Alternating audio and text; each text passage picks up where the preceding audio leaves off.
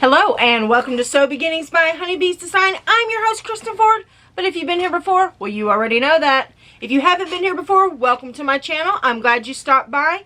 If you don't mind, drop a comment below. Let me know this is the first time you've been by here. So today we are just going to do a small little video. It is about tying off your threads. If you've ever heard that term before, I'm sure you're wondering, what in the world is that? Well, I'm going to give you two examples. This example is when you don't tie off your threads.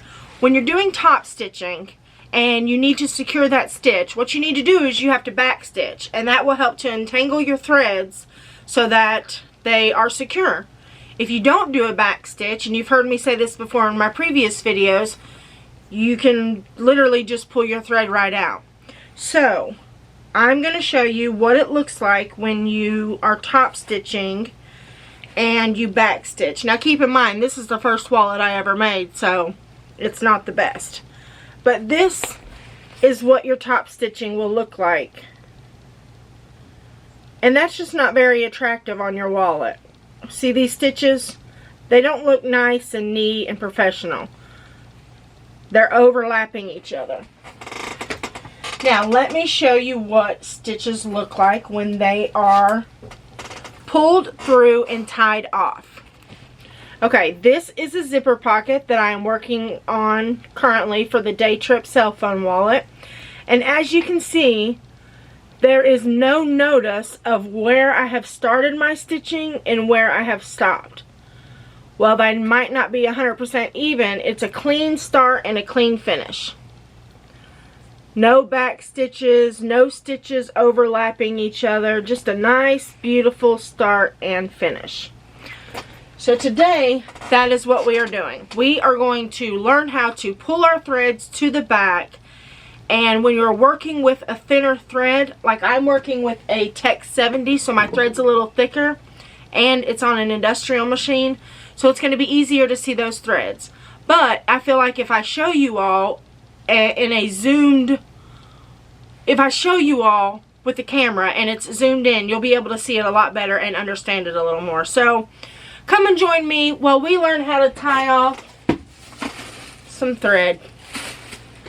Okay, so here we are at the sewing machine, and this is another zipper pocket interior panel that I am going to sew for the Day Trip cell phone wallet. And as you can see, I will try to zoom you in.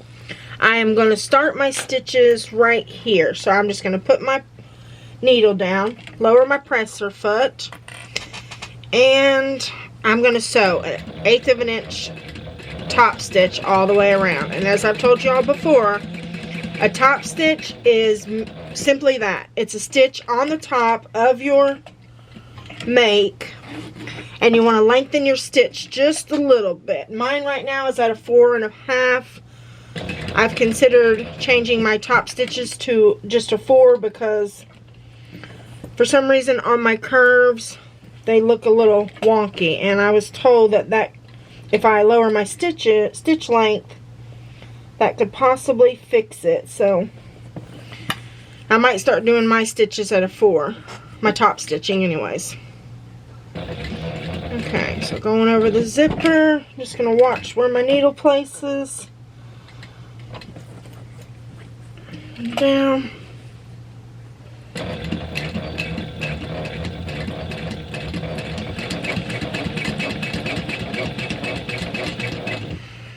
Okay, lift my presser foot, my needle's down. I'm just moving my zipper out of the way so that I can get through and top stitch the rest of the way around.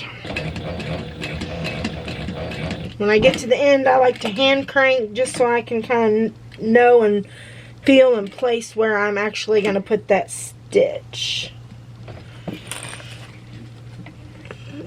And I still wish I would have went a little farther out, so let's do that. Just a tiny bit. I'm going to try to keep 1/8 of an inch all the way around. Okay, so here we are at the end, and I am not going to back stitch. I'm going to turn over and meet this, and I'll zoom you in again.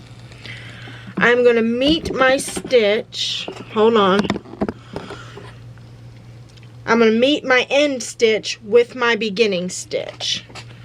So just do one stitch and meet them up.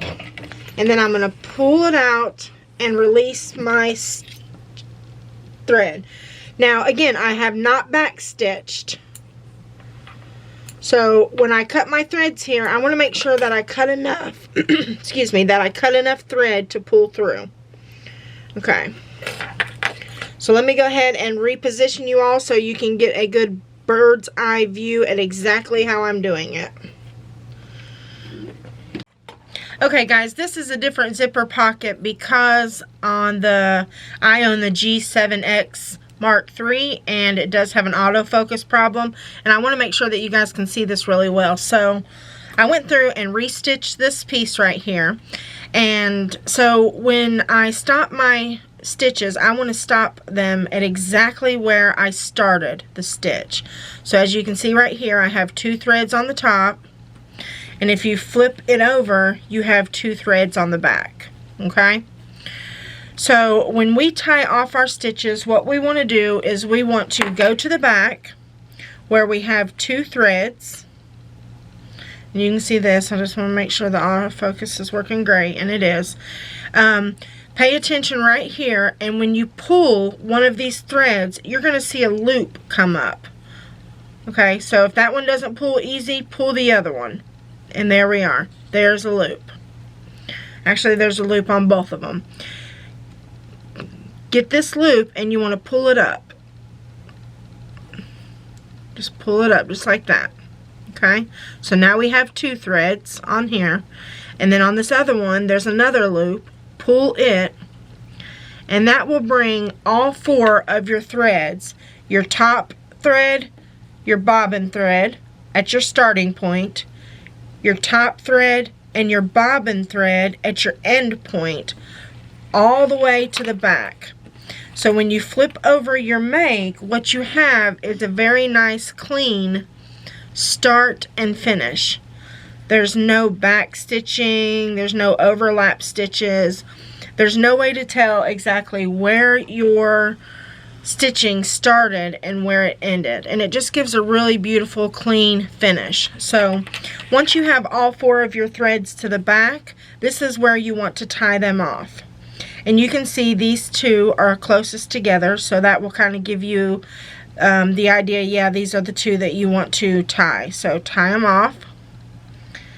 I usually like to put 2 knots in mine just to give it a little extra security, and then I go ahead and at that point I will cut my stitches. And then on the next 2, again, I'm going to do 2 little knots, nice and firm, and cut my stitches. Now, because I use a poly blend thread, I am able to use this tool called Thread Zap. It's only a couple dollars, and you can get it on Amazon.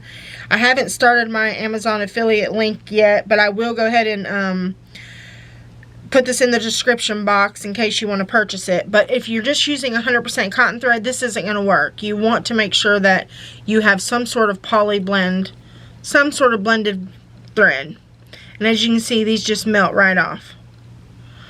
And that gives us a nice secure stitch. That sucker's not going anywhere.